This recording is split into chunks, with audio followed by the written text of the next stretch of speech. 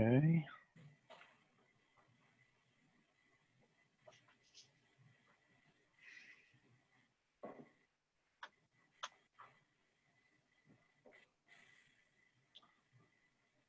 Looks like we're opening up. People are starting to join us now. Good. Okay. Nice to see. Hi, Janie. Hi, Ann. Kristen, nice to see you. I will call you on Monday or Tuesday, I promise. Great. Hey, there's Liz. Nice to see you. Thank you. Good. Looks like we're getting folks on. So as you're joining, be sure, I'm going to do something real quick. Apologize. Make sure I got power.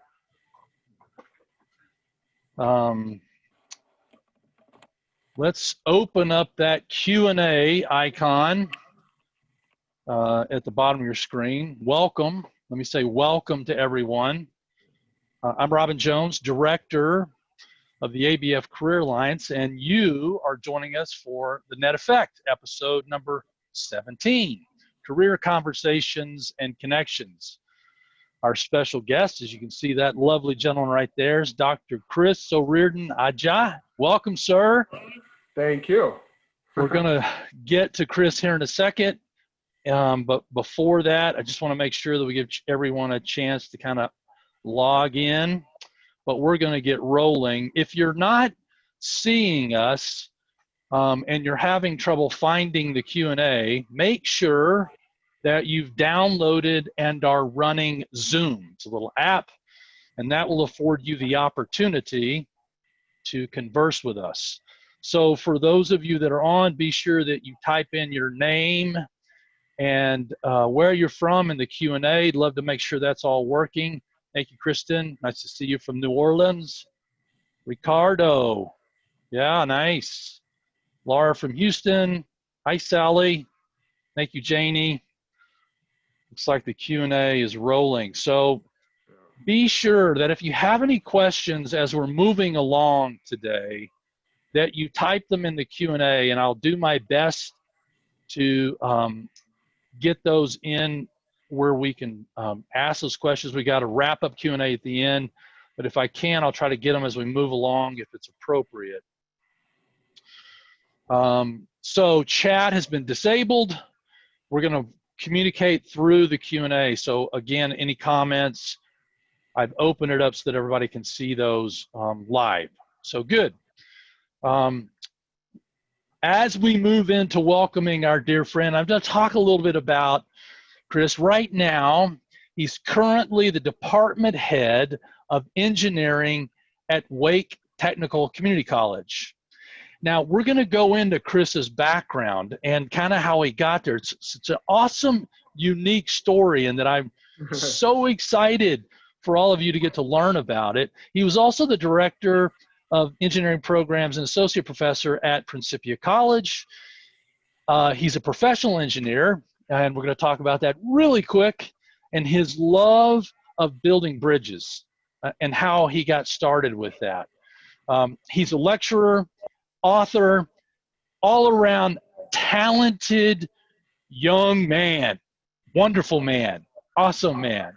So without further ado, I would like to introduce you to Chris and ask Chris about how he got started in his love of engineering. So Chris. Yes, sir. Tell us about this incredible bridge and why it's so meaningful to you. Well, first, Robin, I want to thank you for that amazing introduction. I just feel like I should just end the presentation right now without but thank you very much. That was very good. Well, so yeah, this started my journey. I told Robin a while back, I feel very fortunate because back in high school when, you know, we were all getting the questions of what do you want to do when you grow up? For some reason, it always been bridges. And I think that came from, you know, my dad, who was a lecturer. Actually, when I was in high school, you know, we traveled to England for association and also do a couple of lectures there. he would come back from England, and almost every cookie that he would bring or books, somehow seemed to have this London Bridge on it. And I think that had to do with it. I fell in love with this bridge, and I always wanted to do, wanted to do bridges. So in high school, when, we'll get that question, what do you want to do when you grow up? I immediately would say, it's got to be bridges. That's my lovely high school, St. Thomas Aquinas Secondary School right there. And that's where it all started. I had no idea what it even took really to build bridges. It wasn't until I was finishing up high school until I realized that, oh, you got to do engineering to build bridges. No clue what type of engineering you even had to do. So eventually, the good news was I was very good in math. I really loved math and physics, not so much chemistry, but at least I had 2 of the 3 going. Right. Yeah. So I had good mentors, good advisors to kind of point me in that direction. While now, again, in high school, people didn't really know what to do. And that's why I feel very fortunate and feel blessed, because fast forward into academia now, I have students that are graduating, and like, Professor Chris, I really thank you for all your help. I love to do this here, or I thought I loved to do this. I'm graduating, and honestly, this is not what I want to do. So just to kind of give you an idea that usually it doesn't come that easy. It doesn't come that easy for students, to really look back, reflect, and say, Lord, please help me. What it is that you send me here to do? What is my passion? Help me, guide me. So long story short, yes, that's a little bit about myself, and I guess through high school went into college. Well, your journey into college I know that you've talked to me about how rigorous your high school was, Sure. but you had really only one choice when you graduated from high school in your country, in Ghana, right? And so, talk a little bit about how you maneuvered and what unfolded as a result of your openness and willingness to listen and consider opportunities that you didn't even know about. Right. So in high school, again, to tie into this here, my high school was a Catholic high school to begin with. It was very challenging to get into that high school, one, because you were not a Catholic. My dad, before Christian Science, was a Catholic. That's the school that he went to. And he wanted to make sure that myself and my cousins, that is the high school that we went to as well, because it was a good one. At that point, however, there were 2 different standards for how you get into the high school. You could go in as a Catholic, which unfortunately some students will lie on the application because the standards was a little bit lower. To give an example, it was almost like taking the SAT to get into my high school, and they had 600 was the maximum points that you could get, or you had to get in if you were non-Catholic, and you needed 500 points to get into the high school if you were a Catholic. So it was very difficult to even get those points. But my dad, now a Christian Scientist, and rest in peace, but my dad didn't cut any corners, and he wasn't going to lie for anyone. He just took to what he had to do, the truth for us to do. So we had to study. He really made sure we studied really hard to get into the high school. Now, fast forward, once we finished high school, and myself included, we always wanted to do engineering. At that time, there was only one institution, one university in Ghana that you can actually go to study your engineering. So which means to go into that university, you were tested on 4 courses: math, physics, chemistry, and there was a social science class as well that you had to take. You had to literally get all A's in your advanced level examination, because then we're also still using the British system where you do the O level and then you do the A levels. And for your A levels, you have to get 4, which means 4 A's to get into that university. I make that very clear because when I was ready, I got 2 A's and 2 B's, which was not a bad grade at all. Very, very challenging to even get those grades. I could not get into the university with those grades. So, I went back to my dad and I had 2 choices. I could retake the exams again to see if I could get 4 A's to get there. And it was very heartbreaking because you put a lot of work into it. Yeah. You feel like you're falling short, which again, it isn't. So it wasn't really at that point through my dad's metaphysical work that somehow we found out at Principia College. Not until that point, we've heard of Principia, that it had a high school, it had an upper school, middle school, but never did anybody even talk about Principia having a college or university. When we heard about that, we definitely didn't know anything about Principia offering the opportunity for engineering, which, by the way, was very, very interesting. As we decided that this was an opportunity. My dad and I went to the American Embassy in Ghana, and I almost got denied my visa to come to Prin because the first question they asked was, "Where are you going?" I said, "Principia." "To do what?" And I said, "To study engineering." And that's where heads started turning. Because they've had students, they know they've had students apply for visas to go to Principia to study everything but engineering. So fortunately for me, we had the Principia catalog and we had the engineering science program in there. We had to call Principia, Benta Moss, the international student advisor. I love Benta. "We really need you right now to tell the embassy that Principia has an engineering program. Otherwise, I'm not making it." So yep. Anyway, that's a story in itself. And fast forward, I got to Prin, all went well, and I got to Prin, and I was into, okay, here we are to start the engineering science program. Now, Robin, as I told you, that is a whole 1 week story in itself. So you tell me, I need to go in with that. Well, I think it's safe to say that you discovered that it wasn't what you thought, or there were things, and Sure. and you found your way through it. Correct. and found a degree path that you settled with. Right. And you had success with that, but it meant you had to move on, right? Right. So at Print very quickly, because I think this part of the story is very important, because that is what really actually brought me back to Print. So when I got to Print, come to find out that it wasn't the American Embassy in Ghana alone that didn't really know about engineering science program at Print. A lot of people at Print didn't even really know about the program in itself. So yes, I'm told, and don't quote me on this here, but I was told I was probably one of the very first person that tried the engineering science program at Print, which was very interesting because it proved to be very, very challenging.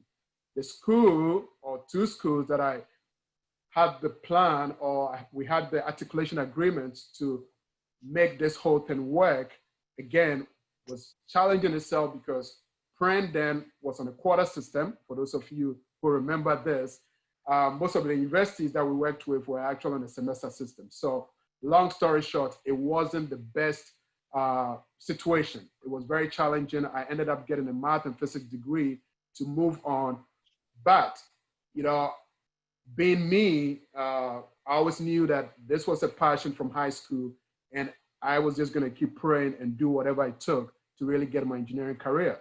So I ended up transitioning with those two degrees back to University of Central Florida to pursue my engineering. Well, I think it's important, Chris, because you faced adversity.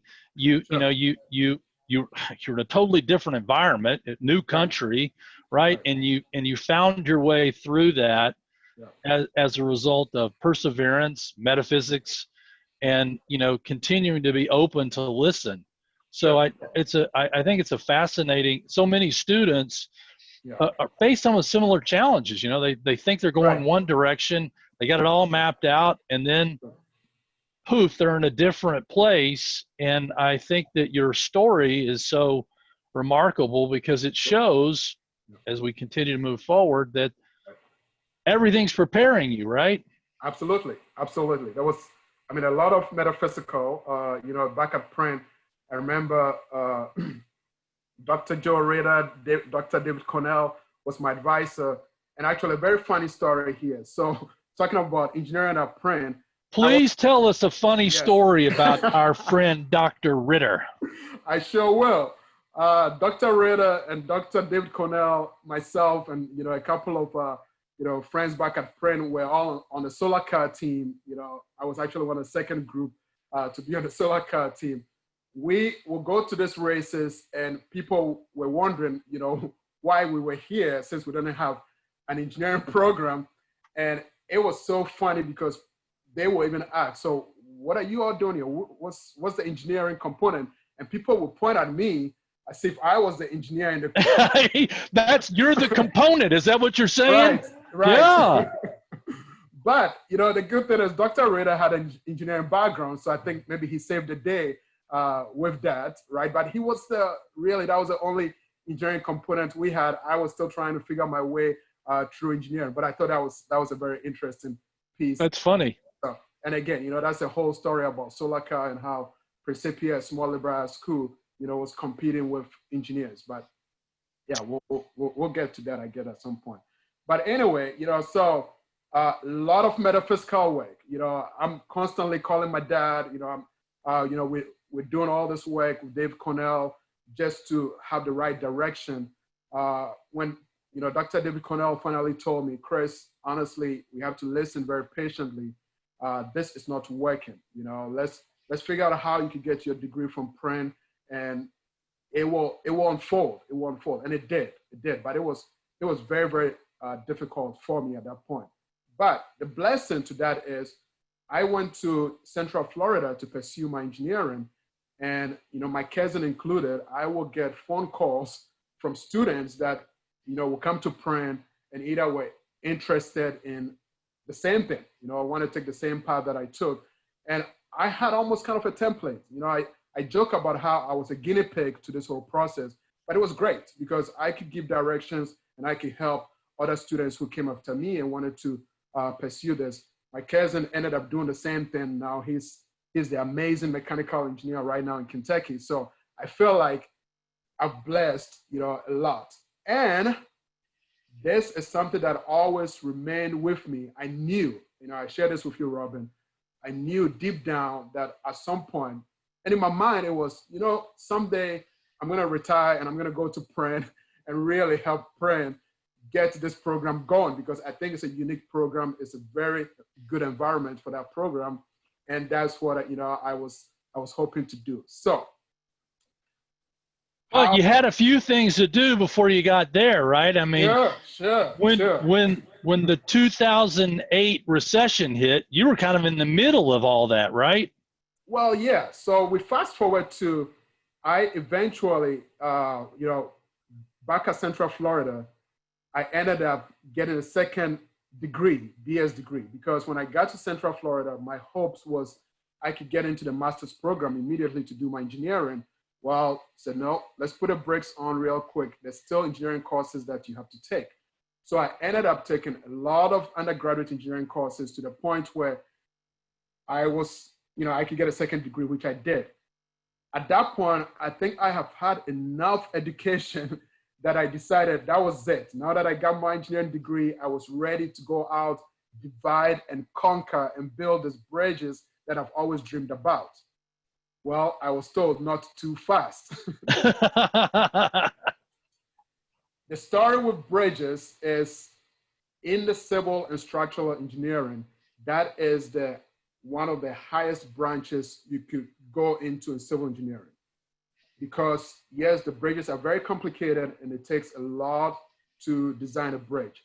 So the recommendation for anyone who wants to get into bridge design in civil engineering is it's a must. It is highly recommended and required that you get your master's degree. So here I was thinking, after 6 years of education, finally got engineering degree, and yet I still cannot go in and divide and conquer just yet. Well, I didn't have any choice but to pursue, put in 2 more years, to get a degree to get into the bridge world.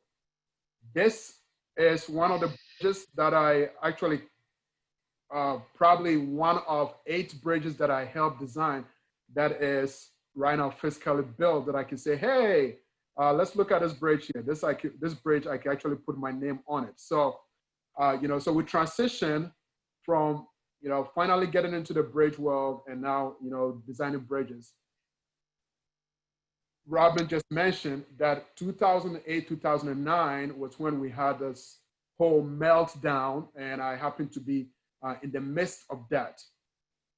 My boss, the company that I was actually working for, that, by the way, that was not a company where I designed this bridge here.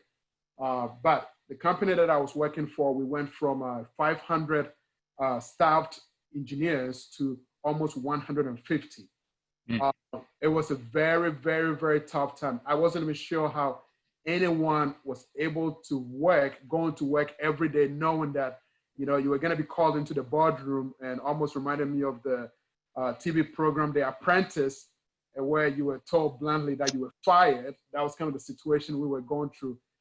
And yes, it was tough. It was tough.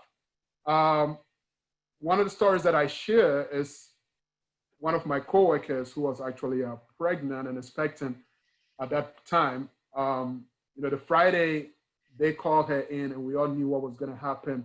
And she came back and was really in pieces. And come to find out that her husband, a week earlier, had been laid off, and now here she was a breadwinner for the family, expecting, was also laid off.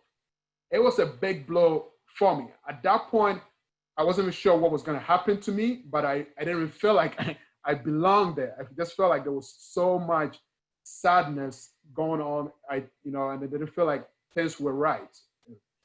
Anyway, that actually led into kind of a story that I'm kind of, the thing that I'm passionate about right now is this Boost article, which we will get into.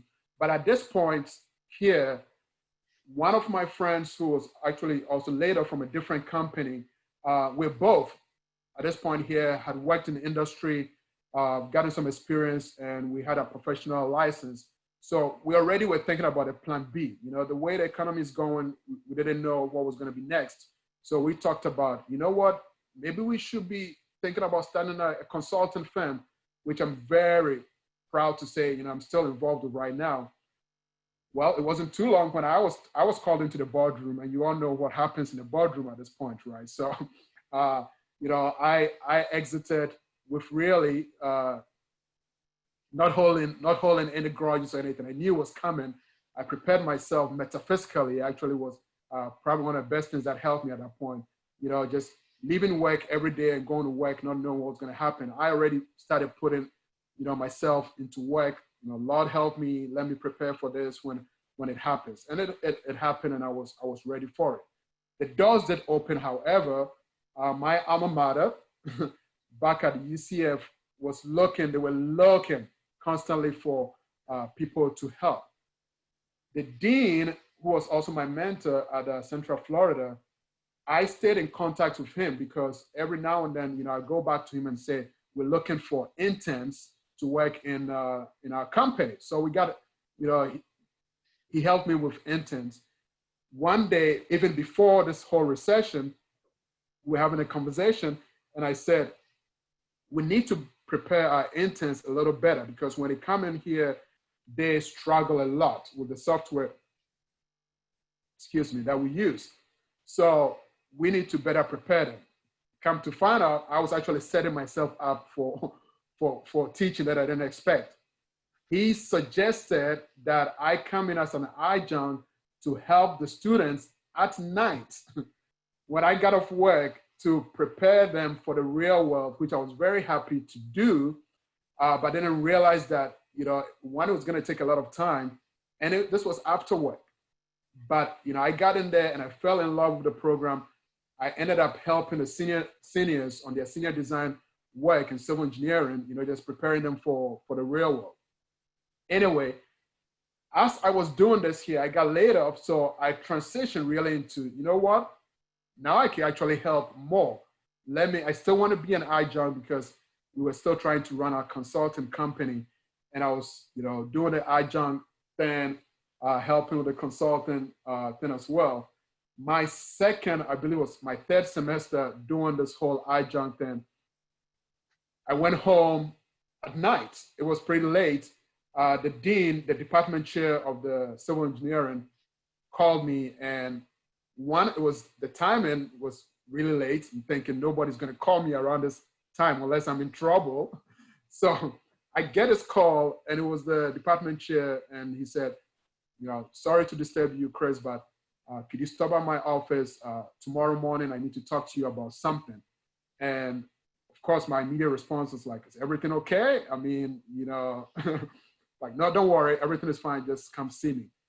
Needless to say, it was a really, really long night because that's an ominous call, right? Yes, yes. I'm like, okay. Anyway, I showed up, and what he told me was that in the history of the department, they had never received such an evaluation from any professor. This was so good. And really what he was trying to suggest to me is, one, have I thought about teaching full time? And then two, he was ready to offer me a position as a full-time professor. Of course, my immediate answer was no. That was one of the things that I had, and I share with students now. When I was a student, I would TA students all the time, and they would say, Chris, you should someday become a professor. And I go, no.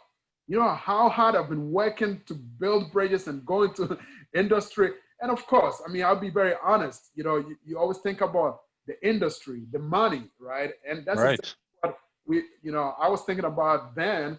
And, I share with students now, fast forward, 25 years later, I share the same thing with students, and, they ask the same question. So, oh, you were in the industry, you were building bridges, and now you're doing this here, and I know deep down the question they want to ask is, how much is it paying, and, how much are you getting from this here? But, I share with them truly what, I think somebody actually asked the question as to, what do you have to do, or when do you follow your passion? So anyway, the very last day, I held onto this contract that the dean, gave to me. Think about this here as we get ready for the next semester. If it's something you want to do, let us know immediately. I held onto the contract for a really long time because at that point, I was also getting offers from different companies, about, coming back into the real world. And the very last day, I have to, of course, get into my little closet and really do some metaphysical work, because it was very, very, I was in a very, very difficult position. One here, I was with three different offers, to come back into industry, one offer to do full-time teaching. And when you look at the numbers, they don't really match up. That's where you almost have to say, you know what, let me stop looking at this here. Let's go. Lord, please lead me. I'll take whatever you asked me to do. I mean, that was really the question is, absolutely, how do you yes. make that decision? I mean, how do you know when you make a career change? How do you know when's the right time to do that? Right. So, like I said, I literally, had to really try to have a clear conscience, forgetting about the digits, right? That was unfortunately really influencing me at that point, to deep down, Lord, lead me, and really, Lord, help me make the right decision here. At the very last hour, as I was contemplating this here, I hear a knock on my door, and I'm going to fast forward through this story here because we're running out of time. But I hear a knock on my door, and it was one of my students who was there to tell me that, they had to leave. It was almost finals week. They had to leave to go back home for an emergency. And I have to say this, I have to share this part of the story because it was very important to what I said before I realized what I said. I told the student not to worry what was happening.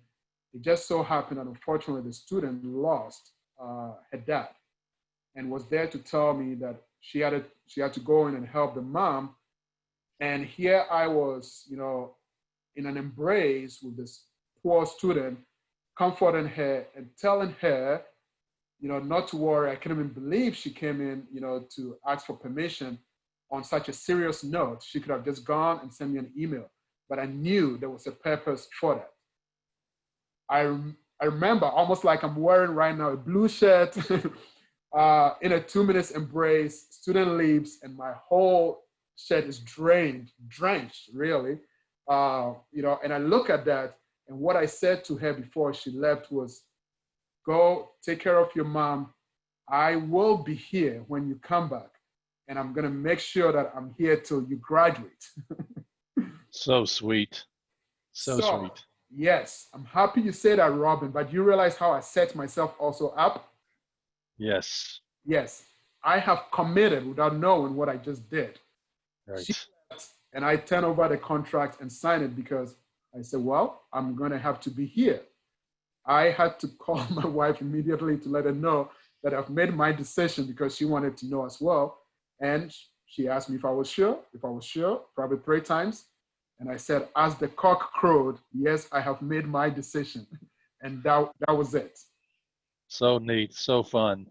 Yes. But not your last stop, right? Absolutely not. Absolutely not. So now I've taken a full-time position teaching, and what happens, right? It's my retirement plan actually just resurfaced. My retirement plan was I'm gonna go back to print, help turn this engineering science program around to give students the opportunity to do this, right? That was my retirement plan. Until, guess what? I got a call from Dr. Joe Ritter. Ah, there's that name again. That name again, yes. He called me and he said, hey, Chris, and I thought this was very interesting as well. We're really thinking about, the engineering science program, and, all credit to him and everybody that has started this year. Little did I know that this is actually been in the works for a couple of years, just to be fair. This has been brought up, it's been discussed, and, the groundwork almost started for this. And again, the proposal was, we need somebody with your engineering background. And it was very good. I remember very well the application, saying that we need someone with industrial experience as well as academic experience. I wasn't sure if it was designed for me, but it was a very good fitting job description right there. So I talked to him. I applied for the position. We made a couple of visits to see if this will work. I think I asked the right question. Having flashback of me being the gracious guinea pig that it is, asking the right questions to make sure that all the boxes were checked, and it was all checked. It was really, really all checked. It was a very great opportunity, and I was happy to be right back there. And for me, it was a complete 360 for me. It's like, yes, it's God's plan. It's not our plan. It was my retirement plan, but it wasn't God's plan for that to be my retirement plan. So here we are. And now you're, Yes. yes, where you sit today. And Yes. I found it so interesting, Yeah. some of your reasoning for being there, and Sure. and why you enjoy this position, how you kind of got there. Right. So a couple of things. One is I'm currently at a community college, and we're better really to talking about a 360 to feel very well-rounded. I started off in a 4-year institution graduate school program, one of the largest in the United States. Went back to the amazing Principia College, one of the smallest, should I add, universities or colleges in the United States, both extremes. And if you think about it really well, the missing piece is actually a community college. Mm. I'd always kind of wanted to really get this experience. My wife, who had the opportunity to actually go to community college before going to a 4-year institution, always talked about community colleges, its opportunities, small sizes. And that's why I love, by the way, when I went to Print to start this program, the faculty to student ratio was amazing. It was, and that's one of the reasons I wanted to go there. And of course, just having the spiritual component to it, and again, I love my alma mater, but I felt very restricted, as I'm sure most of you can imagine, the public school, when, every time I would say to the students before they start the exams, I always have to use a disclaimer. Take some time, reflect, know where your true source of intelligence is coming from. If you need time to pray, I'm going to give you time to do that. And, every now and then, I see students freeze, not because they didn't want to hear that, but they were actually concerned about what I was supposed to be saying that in that environment, right? So there was always that kind of a restriction for me to do that. And now, I come to print and I don't even think twice about saying stuff like that. It was great. It's great. And I share this with students and I said, don't take this for granted because you really you don't have that freedom of speech everywhere. But anyway, fast forward, that is, a missing piece in my whole, I guess, academia. Wanted this opportunity, and not to mention that I'm actually also at a point where I love my four-year program. Nothing against my four-year program. I'm still even doing that at a community college right now. But I feel like a missing component is students having some kind of a technical skill. Right? I think that is really missing in our program. We actually shifting very slowly to what I call the German system, where students graduate and you expect that with an engineering background, what was the joke that I shared with you, Robin, is can you fix a VCR, right? Right. Right.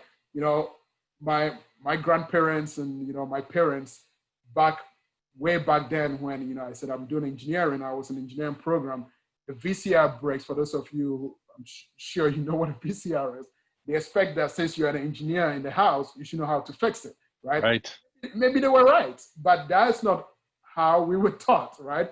We don't have those tangible technical skills, and I think that's a missing component. But anyway, that's something that a community college actually provides. So to me, I'm very happy where I am right now.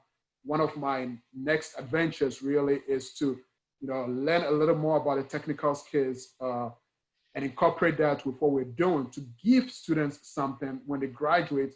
And if they decide, that's not what I want to do, at least they have something in hand, to just branch off and do something. So, well, you got your plate full now with having to enter into this fall teaching, distance and virtually. How are you going to do that? We have to keep praying, Robin.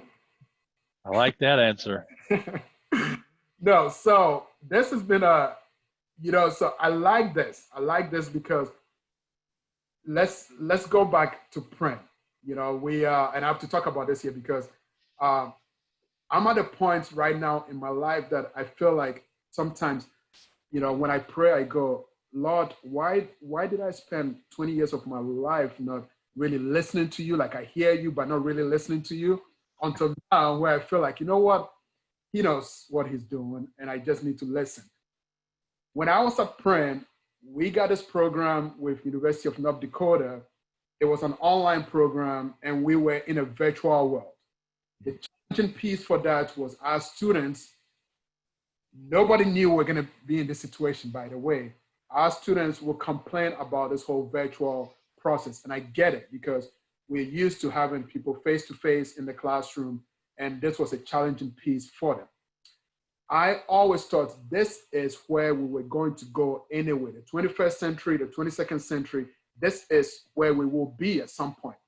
Trust me, I like face-to-face. Even till today, I don't want to do any interviews virtually, right? I like face-to-face. I like to be close to you, Robin. I like to see your face expression. I like to get a handshake when we finish. It means a lot to me. But this is where we're moving, and we have to make the accommodation to make sure that both processes work. However, there's been a big push about virtual anything, period. So fast forward, now I'm here and we all run into the situation and back at us, the community college, now people are getting trained to do virtual teaching, right? And all this is going on and some accept it, but there are still some in the process of, I really hope we could go back. And I hope we could all go back. But I'm hoping that we could go back, realizing that we do have this as an option as well. But it was a push. It was a push for virtual learning. I mean, you talk to people, it's like, no, we're not sure. Yes, and there's a lot that we need to work on, but we need to focus on improving this here. So I felt like I was prepared, thanks to the opportunity I had back at Print to do some virtual work. I felt like I was prepared. I was able to now even share, the process.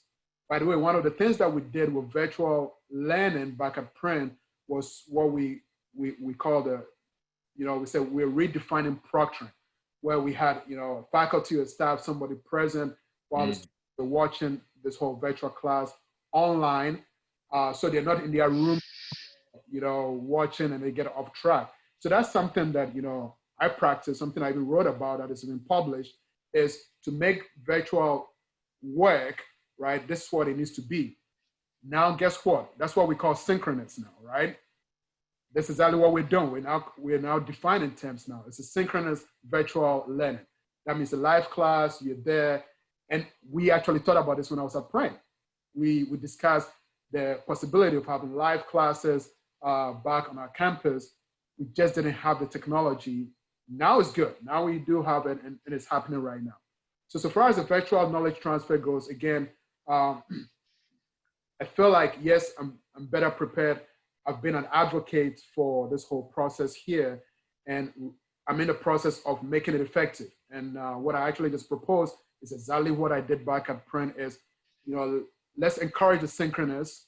It keeps students on track. Let's be honest. Virtual work didn't start today. Almost 15 years ago, when I was in the industry and I was working on my second master's, it was 100% online. And, I was working 40, forget 40, 50, 60 hours a week in the industry. I get back home and I have to do virtual learning, I have to catch up on. And it was almost impossible. It was almost impossible. And I bet you, if anybody knows me, when it comes to discipline and scheduling, I can stay on track. And I share this with my students all the time. And I go, this is what it's going to take for virtual to work. I'm definitely not going to have you stay in your room to do virtual work. You have to be supervised. There's got to be some monitoring process.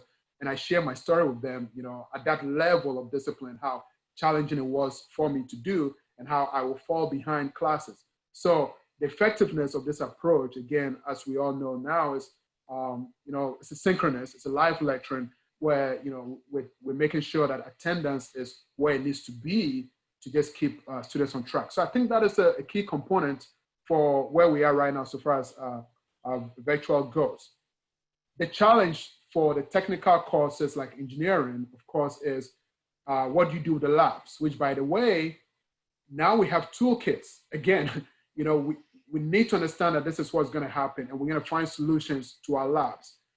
Labs that we do always is hands-on, and you have to come into groups. You do this thing here, and again, I'm looking forward to when things get back to normal and things open up, and we all doing hands-on, because there is nothing better than teamwork. But where we are right now, what can we do?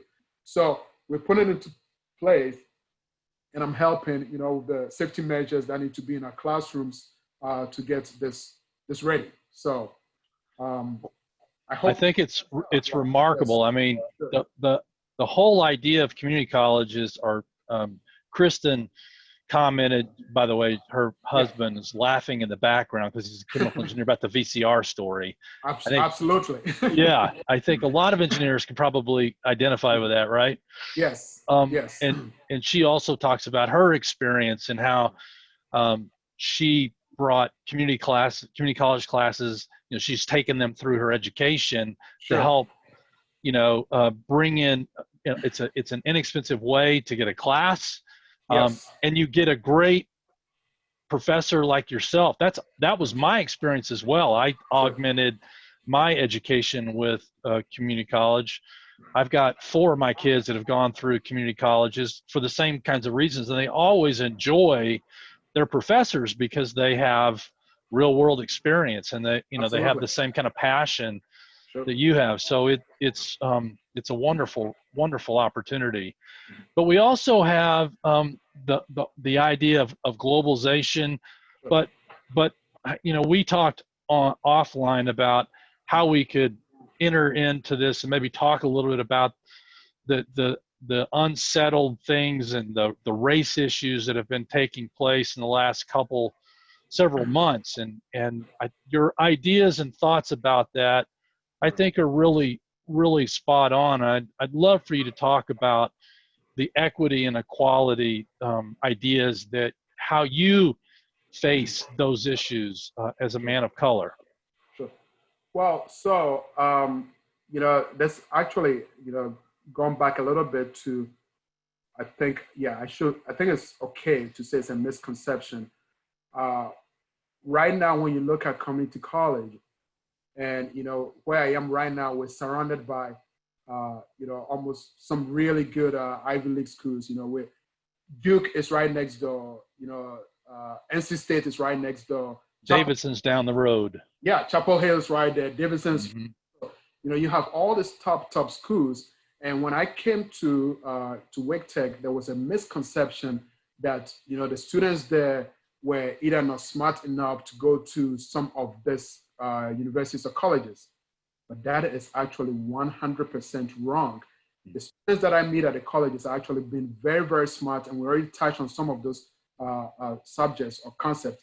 It's very, very cheap, right? 1. 2, the student to faculty ratio in a community college is none other. You're not going to get that unless you go to Principia, okay? Let's just put it that way. The ratios are as good as that, right? So you have students there, really, really smart students, and I didn't have that concept going in there.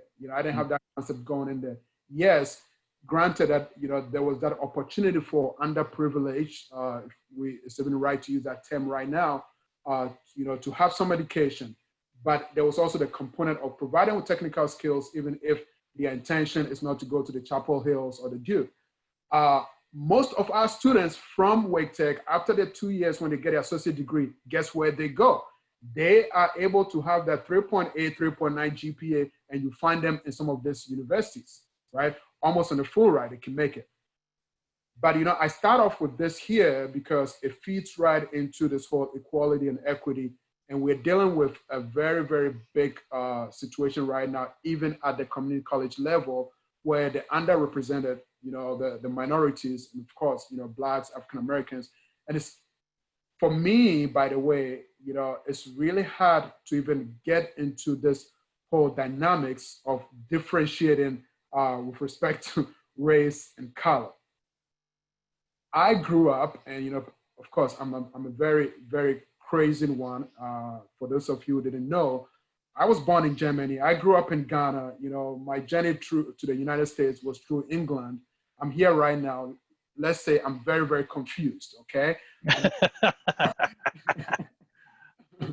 I'm not sure what my identity really is.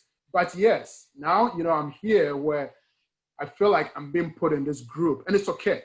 I know who I am, and how I'm represented, but I don't want to be put in that box, because that box limits me. It's very, very shallow-minded when I'm in that box. But when you get into this environment, unfortunately, when you have people with different upbringing, it's an issue. And I'm going to touch on this on both sides. The awareness that we're having right now has been challenging for me, and it doesn't help my situation that back in 2009, as I mentioned, I started sending out motivational articles, trying to help people. And somehow it's like, yes, Chris is here to solve the world problems, right? So anytime there's anything with politics, right, the most complicated issues, I get this little emails as, how are you dealing with this here? Can you share with us? And believe it or not, I get in my closet, I pray about it, and somehow I'm able to come up with something, right? Something. And I make it very clear that I'm dealing with this right now, but this is the approach that I'm using, and it can help you. I've been accused on many levels as to living in, so I have all these boxes. I don't know why I get put in all these different boxes. There are those who think I should fit in here, and there are those who think that I'm living in an utopia, right? In my world, everything is okay and everything is perfect, and that is not the case. I deal with the same situation. I just deal with them very differently. long story short, on that same topic, again, without getting too much into it, one of the questions that I wrote about that I question right now, which I posed, I said, this is where we are. I need everybody to answer this question for me. What does it mean when it says, one, that we all created in his image and likeness? I'm going to repeat that again. What does it mean when it says we're all created in his image and likeness? I pose this question here because I'm also on a high school platform where I saw a video where it was stated and commented that the image and likeness referred to in the Bible does not apply to some of us, which I found very, very heartbreaking and disheartening because I think it's a very universal concept. But I want you to think about that because unfortunately, yes, there are some who think they belong there and others don't belong into it either, right? Mm-hmm. Then we have the other one where it says all men are created equally. What does that also really mean? Who belongs to that? Who is a man? Now let's be fair. It's a man and a woman. Who belongs in that equation? Okay. So this is the question that I've posed, which by the way, as we speak, I'm waiting for answers and they keep coming and I'm getting different versions to the answer to this question. So that is the way that I'm dealing with the situation here. And by all means, some of my readers have said, Chris, don't be in denial. Don't sweep this under the rug. Deal with it. And I go, I am dealing with it. Trust me. I am dealing with it the best way that I can. You're not going to see me with a plaque on the road protesting, but don't for once think that I'm not dealing with the situation. I just have my own way of dealing with it. And guess what? I'm writing about it. And that's the best that I could do. So far as equality and equity goes, I also shared that I think we've used the concept equality so much that we've forgotten what equity means, right? Equity, if you look and you define that, it really states that all men, again, are created equally. I think that should be changed to equity because equity has a stronger emphasis on what equality means. And that's why I posed that to Robin. I said, that's what, so I'm not gonna be able to answer the question really for you, but this is the perspective that I'm giving you is we all just need to dig deep down a little bit and see if we can answer that very basic, simple question that we've all have read probably a lifetime. Probably read it once a week, if not once a month through the Bible lesson. At some point, you're going to read it, you're going to come across it, created in his image and likeness of God. What does it mean? Who belongs to it? Well, I think you're right on, and it's pretty remarkable to think about it in those terms. And you've written your latest book that you write talks about some of those inspirational thoughts and ideas that you share, and you've kind of compiled those over the last couple years, right? Yes. So this started, was it 09? Yes, 2009. The last company that I was with that I already told you all about happened with the friend, again, who was expecting just, what can I do to help? That's actually how all that started. What can I do? What could I even say? I could not say anything that I felt was right at that moment, to console at that point. I was lost for words, and immediately my mind is, Lord, please help me. As I was helping her put, whatever she had left in boxes, to help her down, put the stuff in her car to drive off. I could not, forget work. I just couldn't function at that point. I'm in my cubicle and just replaying this here. Lord, please help me. Give me the right words to share. I later go back home and I'm sending an email to her. Ended up to be almost a 2-page letter. Just coding, just things flowing, right? And send this email to her. She reads it and she's like, thank you very much, Chris. This is great. Please, just keep them coming. And I'm like, okay, we'll see how that's gonna play out. Come to find out, she was actually forwarding this email that I sent out to different respected people. And to just paint a quick picture, at that point, including myself, if you were not married, you left. You left somewhere else to find something else to do. People went to Texas every time we had, hey, there's engineering picking up. If you were not married, again, it was very easy for you. I knew friends who were married, unfortunately, didn't have any choice, and one person had to go, and it ended up being a very, very bad situation for their marriage, not to say the least. I know people right now that, due to that system, right now have broken homes because of that. But anyway, I didn't have kind of a choice. I just felt like I was being led, and this started off kind of in an email format, and just started doing this.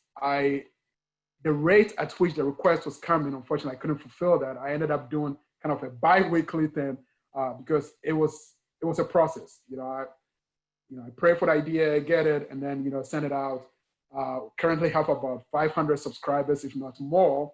But from 2009 to 2014, I've written about 100 of these articles. Here, everybody suggested, and really, I'll get requests every time. Somebody was like, "Hey, do you remember this article? Could you please resend this article?" It was going back and forth, and I go, better yet, I'm actually going to put this in a book, right? And that's what I did. It's the first compilation since 2009. Every week, every 2 weeks, I send this article. You can subscribe to it. You get this articles every 2 weeks. It goes out. People get them. I'm actually up to 210, which means ready for another compilation, really, to put in book. But yeah, that is what the boost is all about. Very dear to me. I share this story so much so that I'm under pressure when I even take a vacation.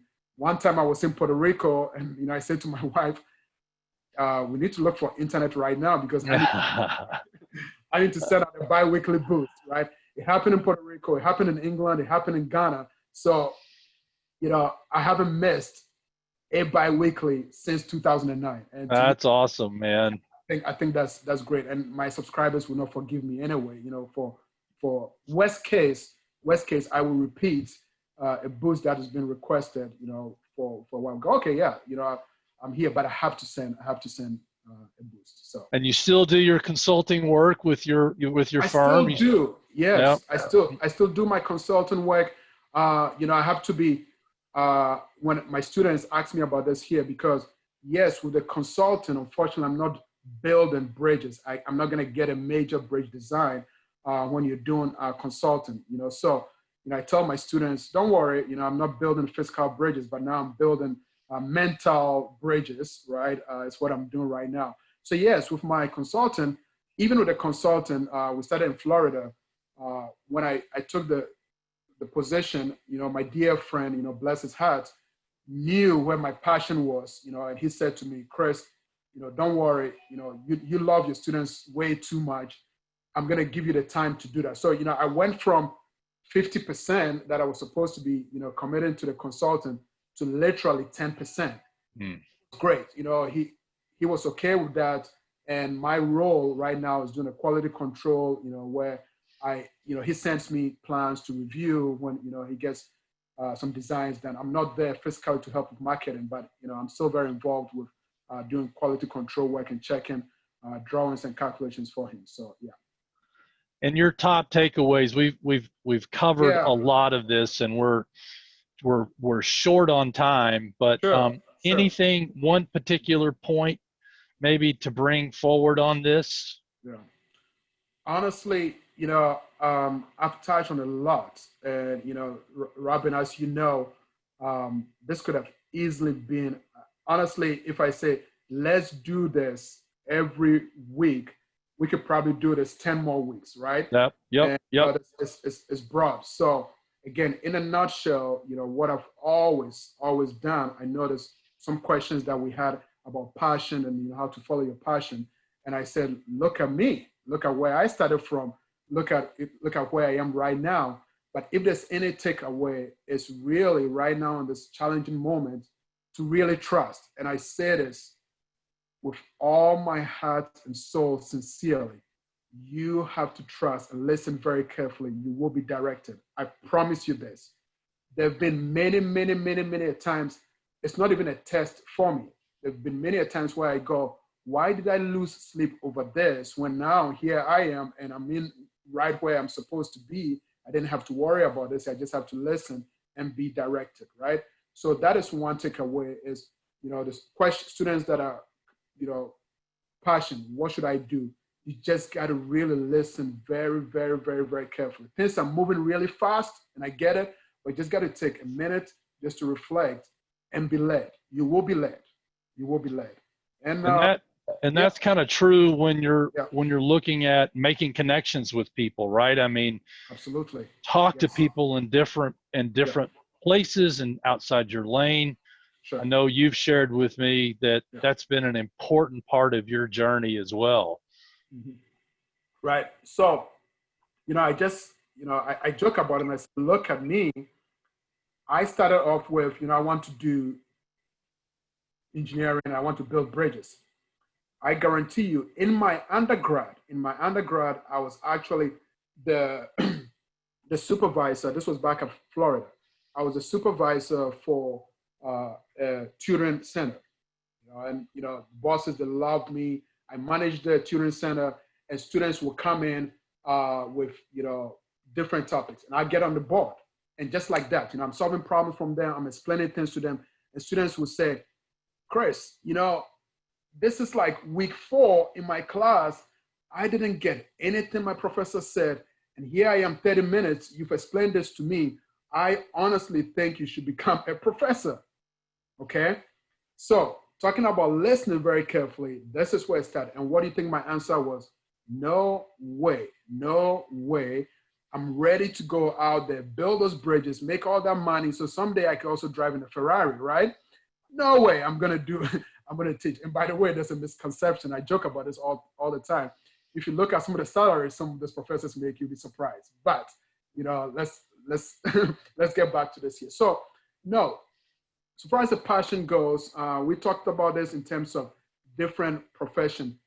Talk to different people, do them. But please, it almost sounds like cliche, and students don't get it when I say, don't let the money be the deciding factor for what you want to do.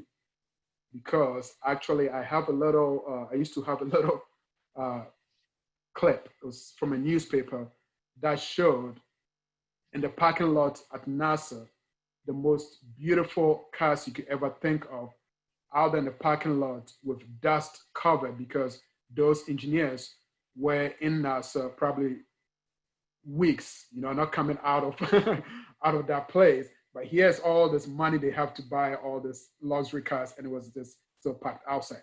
So, a very quick point is now, so far as professional goes, I think I already touched on that. Yes, you could talk to different people. You have to try and, if you have a passion, talk to the people within that lane so you could probably stay on track. And again, we could get into more on this here, and I'm more than happy, if it's either through email to kind of point people in that direction. But that is that's probably how to do it. Yes. Well, I tell you, I can't believe how fast it's gone. And I know we've kept people, and people have been right in there with us. And Sure. I'm going to launch our poll. Sure. We've pretty much covered most of the questions, I think, as it relates to Q&A. Right. And because we've gone so long, I think we're going to wrap it up. Sounds good. It's just been remarkable.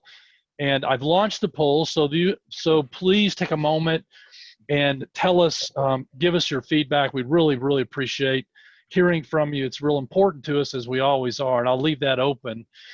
We had the question earlier, how can you help support the Albert Baker Fund? Well, obviously there are several ways. One is to become a career ally, to register for the Career Alliance, to get involved, as Chris has done, as every one of our Net Effect guest speakers have done. Offer a career connection so that our students and our folks that are seeking jobs, our recent graduates, our whole community can be blessed by that. If you want to reach out to Chris, we've got his connection posted on Twitter. I've also posted his link in the email that will be coming to you as well, so that you can connect directly with Chris through the Career Alliance, as we do every week. If you want Chris's book, you can find it on Amazon. And all you have to look for is do the search for The Boost, and you can order it right from Amazon. I have it. It's a wonderful, wonderful compilation of narratives. It's just a great, great thing to have in your library.